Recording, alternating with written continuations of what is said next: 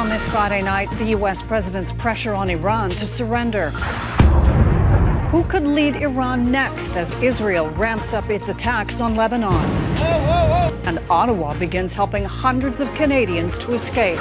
The Middle East's mounting humanitarian crisis. It's beyond the scenarios that we could have imagined. The hundreds of thousands displaced by war with nowhere to go.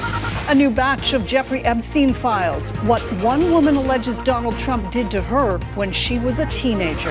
And a mix of veteran athletes and first-time competitors. The Canadian Paralympians vying for a podium finish.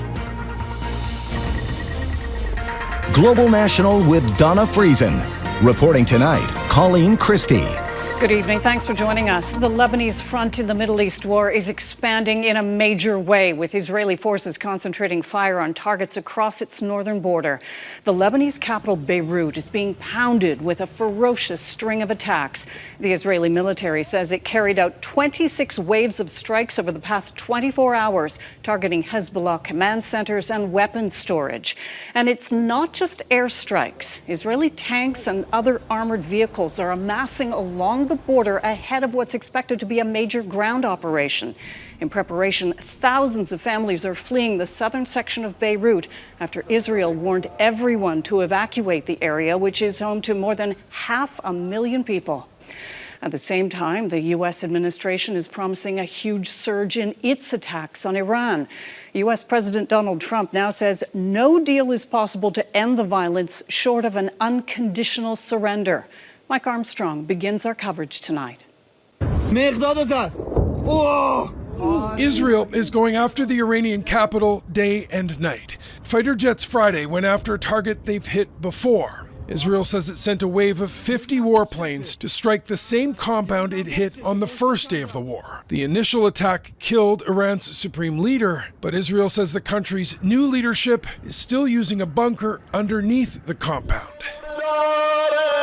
Well, the late Supreme Leader, Ayatollah Ali Khamenei, was mourned in Tehran Friday. Thousands gathered at the city's prayer complex, often used for government demonstrations. Reaction inside Iran is mixed, with some celebrating Khamenei's death after years of brutal crackdowns on protesters. But the message from this rally was one of defiance. This woman says it would be heartbreaking if Iran's leaders start talking about negotiations or a ceasefire. The war must definitely continue, this woman says. We will stand here with every last drop of our blood. Well, Iran's president appears to be open to talking. He posted on social media that some countries have begun mediation efforts. He didn't say which countries, but that likely doesn't include the U.S. Donald Trump posted on X Friday, there will be no deal with Iran except unconditional surrender, followed, he says, by the selection of what he calls acceptable leaders. As the war in Iran intensifies, Israel is also expanding its campaign in Lebanon. Israel says its jets are targeting Hezbollah positions, the Iran-backed militia that's fought several wars with Israel. Well, with hostilities increasing, people are being forced from their homes. The UN Refugee Agency is officially declaring the situation a major humanitarian emergency as populations are displaced. As it goes after Hezbollah, Israel has ordered southern Lebanon evacuated, as well as parts of Beirut. 96,000 people are sheltered now in 441 collective shelter. But this is not the entirety of internally displaced persons. There have been sirens in Israel Friday. Iran says it's targeting military sites with drones and missiles. It also says it's going after a U.S. base in Kuwait. There are multiple reports Russia is helping Iran with intelligence, giving it information that could help it target American ships and aircraft in the region. Mike Armstrong, Global News, Montreal. As we approach the one-week mark of the conflict, it's still not clear who U.S. President Donald Trump might find acceptable to lead Iran. With many of the regime's top figures now dead, Eric Sorensen looks at the leadership options and whether any consensus can be found with the U.S. When bombs are not falling, the streets of Tehran are mostly quiet for millions of Iranians out of sight, a time of tension and sometimes terror after 6 days of violent destruction. I think they're still supportive of this war. At the moment, they're willing to make this sacrifice so long as the sacrifice is being made for a new regime. But is that what's coming? On those same streets, images of the late Ayatollah. State media shows mourning for the supreme leader. Jang Ramazan. The resilience of our nation, says this cleric defiantly, will transform the political geography of the world. Reports filter out that the Ayatollah's son, Mojtaba Khamenei, another hardliner, is his likely successor. If Mojtaba indeed is chosen as his father's successor, it would indicate that the Islamic Republic is trying to have continuity. But U.S. President Trump has already dismissed that idea as a waste of time. His stance on Iran seems to be changing. To the great, proud people of Iran. The first day of the bombing, Trump promised Iranians self-determination. When we are finished, take over your government. It will be yours to take. As recently as Wednesday, the White House was reassuring. Ultimately, we hope that freedom rests in their hands. But then Trump told Axios on Thursday, Khamenei's son is a lightweight. I have to be involved in the appointment, like with Delcy in Venezuela. A reference to working with the current Venezuelan regime after capturing its leader. The Venezuela model would be a catastrophe. Worrying signs for some that Trump's interests might not reflect the will of Iranians who've wanted real regime change for years. They want the entire theocracy gone. So if some figure from within the theocracy was to step forward and cut a deal with the United States where the Islamic regime stays in place, I think the Iranian people will feel immensely betrayed by the United States because of it. For now, President Trump says he will keep bombing. The Iranian regime says it will keep standing. And the silent majority of Iranians will keep waiting to see if freedom comes out of this war. Eric Sorensen, Global News, Toronto. The crew of an Iranian Navy vessel has abandoned their ship in Sri Lanka. Most of the 200-plus crew are now ashore after the supply ship was towed into harbor. The crew called for assistance, saying the vessel was experiencing engine problems. The Sri Lankan Navy also released footage of Wednesday's rescue of the surviving sailors from an Iranian destroyer torpedoed and sunk by a U.S. submarine. 87 people were killed in the strike. 32 sailors were rescued. Donald Trump's demand for Iran's unconditional surrender sent markets into a tailspin today and sent oil prices even higher. The price per barrel shot up $90 U.S., up 12%. Qatar's emergency minister is warning the continued shutdown of critical shipping lanes could send prices above $150 per barrel. Fuel prices are already up across Canada, with experts predicting another increase next week. The federal government says it's considering all options for Canadians in the Middle East who are seeking travel assistance to get home or to other safe areas. Foreign Affairs Minister Anita Anand says 3,500 Canadians have now asked for help to get out of the region. There are arrangements for some to leave by air, but as David Aiken reports, Ottawa is also looking at options by land and sea. We are looking at all options, period. As many as 1,000 Canadians should be able to get on flights this weekend alone, with more flights booked next week. On Saturday, a plane chartered by Ottawa will take 180 Canadians from Dubai to Istanbul. Also beginning Saturday, Global Affairs has bought a block of 50 seats on each of 4 flights that Air Arabia has every day from Dubai to Istanbul. Those blocks of seats are reserved exclusively for Canadians. There will be 1 flight a day from Dubai to Athens. 50 Canadians will also be on a flight from Dubai to Toronto that departs Saturday. For Canadians in Lebanon, Global Affairs Canada has secured 50 seats on 5 flights each from Beirut to Istanbul. And then there's ground transport. Canada and Australia have teamed up and have 4 buses leaving Qatar on Saturday for Saudi Arabia. Qatar's airspace has been closed because of drone attacks and missiles, so this may be the first opportunity for Canadians stuck in Doha to get out. About 180 seats will be available on those buses. Anita Anand said the government is also looking at ships leaving from Beirut or even a military airlift. That said, Canada's military has not been tapped to play any role in the conflict. I want to be clear that we have no intention to participate in Operation Epic Fury. We were not consulted on this military operation and have not participated. Canada has only about 200 military personnel stationed across about 8 Middle East countries right now, in places like Lebanon, Jordan, and Kuwait. Some of those Canadian Armed Forces personnel are being moved for safety reasons. NATO's top generals, including Canada's, did meet today to talk about the conflict, but Canadian military officials say this was really a routine meeting given the events of the week. And NATO officials said allies continue to monitor the situation closely. Colleen. David Akin in Ottawa. Thanks, David. Prime Minister Mark Carney has landed yet another international deal for Canada on his latest trip abroad. While in Tokyo, he unveiled a new strategic partnership with Japan's leader, aiming to strengthen cooperation between the two countries on defense, energy, and trade. Mackenzie Gray is traveling with the Prime Minister.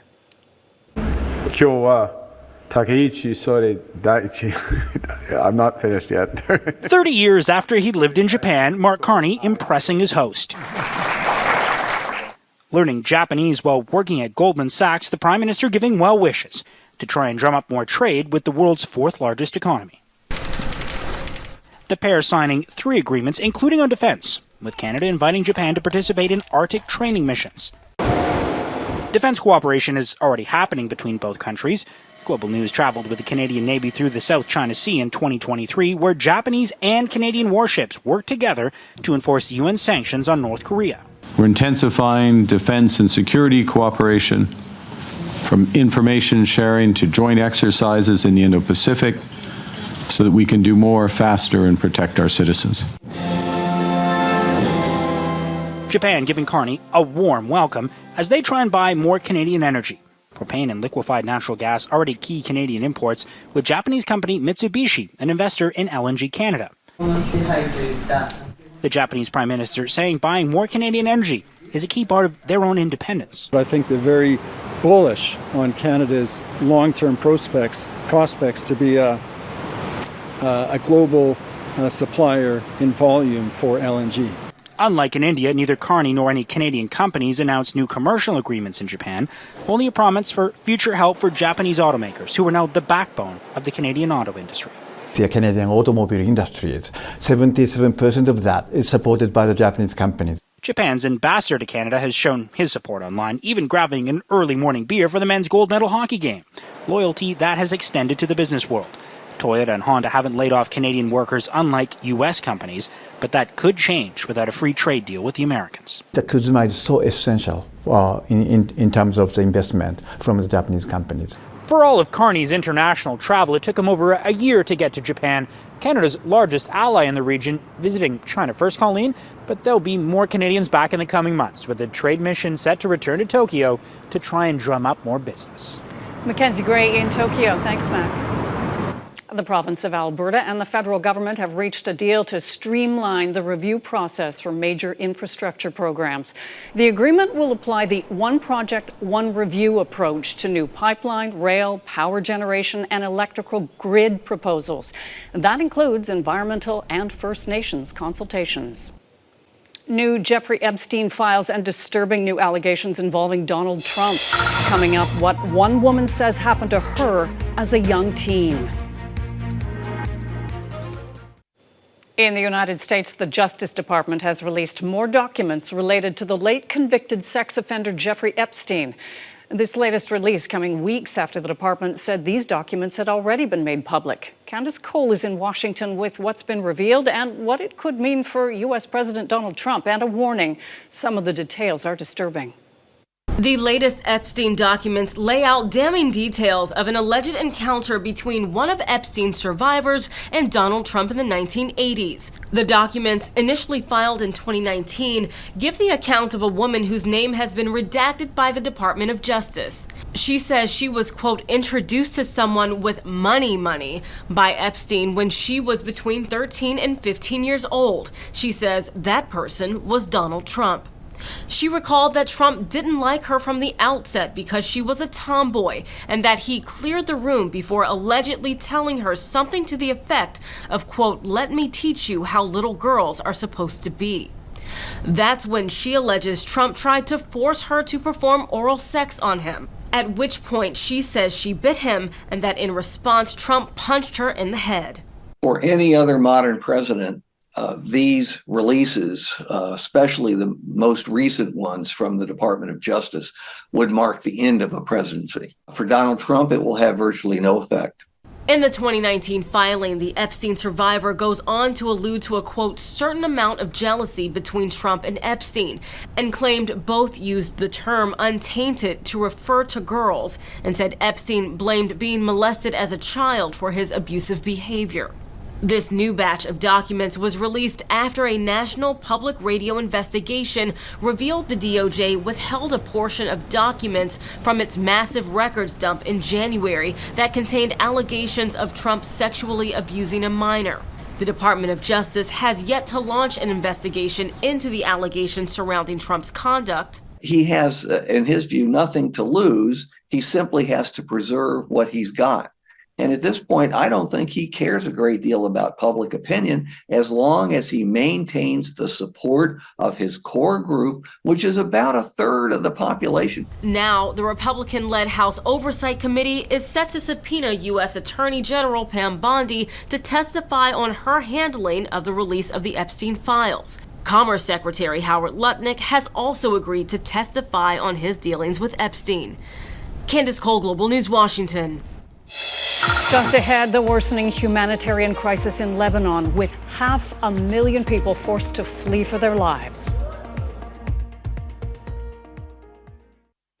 As the conflict in the Middle East spreads to Gulf nations, doctors on the ground in Lebanon say the number of people being displaced is beyond what they could have imagined. Amid growing concern, international aid organizations are working to get emergency supplies to hundreds of thousands forced to leave their homes. Catherine Ward reports. As many people in Lebanon scramble to leave the southern suburbs of Beirut, humanitarian groups say the scale of the issue is growing by the minute. The escalation that we're seeing right now is massive, and it's beyond the scenarios that we could have imagined in preparation of, escalation of conflict here in Lebanon. Israel's military ground incursions into southern Lebanon, blanket displacement orders for the population in Beirut's southern suburbs, the Bekaa region, and the full area to the south of the Litani River, and its continued airstrikes on different parts of the country are bringing more misery, more suffering to an already weary civilian population. Doctors Without Borders Executive Director in Lebanon, Sebastien Gay, has been in the country since August. He says everything changed overnight on Sunday and has been getting worse. We're really talking about potentially 25% of the Lebanese population being affected by evacuation orders by the Israeli force, leading to their displacement. The people that are leaving their homes have no places in the shelters because these are overwhelmed. Hundreds of staff with the organization are working throughout the region, often through mobile clinics. Providing basic relief items, non-food items to these people that are being displaced, whether they're living in shelters, the official one, the non-official one, or are sleeping in their cars or stranded in the streets or stranded in the road. As of Friday, the UN's health agency said flights from a major logistics hub in Dubai for the entire humanitarian system have resumed. We have more than 50 emergency supply requests across 25 countries that have been affected by that current pause. And that includes requests for support in Lebanon. We're really calling for a stop of these hostilities, and we're really asking again for protection of civilians, health facilities and hospitals, something that is very important for the population in need here in Lebanon. Catherine Ward, Global News, Toronto. The opening of what are set to be historic and controversial Paralympic Games next. The Milano-Cortina Paralympics began today, marking the 50th anniversary of the Paralympic Games. A record number of athletes are set to compete this year, and we'll also see the debut of wheelchair curling mixed doubles. But But as Heidi Petracek reports, the competition is happening against a backdrop of war in both the Middle East and in Ukraine. The Italian anthem at the Paralympic opening ceremony performed in Verona's majestic 2,000-year-old Roman amphitheater. 56 nations competing over 10 days, although not all of them attended this ceremony. Athletes from 6 countries boycotted to support Ukraine after organizers allowed athletes from Russia and Belarus to compete. 4 other teams, including Canada, absent because of distance, their athletes' villages 2 hours from the venue. And missing from the games entirely, the lone competitor from Iran, unable to safely travel because of the war. There's not much that unites the world like sports, so I'd say that's one thing to really hold on to, especially with these uncertain times globally. Canada has 50 athletes from 9 provinces in all 6 parasports. Many have been in the Games before, including 63-year-old wheelchair curler and multi-medalist Ina Forrest, and Tyler Turner, who won Canada's first gold in para-snowboard in 2022. Let's go, Emma! Let's go! There are first-timers, too, including the only Nova Scotian competing this year, 22-year-old Emma Archibald, a rising star in cross-country. She was born with amniotic band syndrome, ABS, and which means she was born missing parts of her fingers, parts of her digits and toes. That has never held her back. Emma competes without ski poles, relying on leg power to push to the finish. Every now and then, Emma will jump into an able-bodied race and compete there. Emma's parents excited to head to Italy to witness her first Paralympics. It's going to be surreal. Canadians and the world watching an event marking a half-century of competition and determination without limits. Heidi Petracek, Global News, Halifax. That's Global National for this Friday night. I'm Colleen Christie. Tonight's Your Canada is this patriotic snowman in Kamloops, Ontario. Thanks for watching. Hope you'll join us again tomorrow. Good night.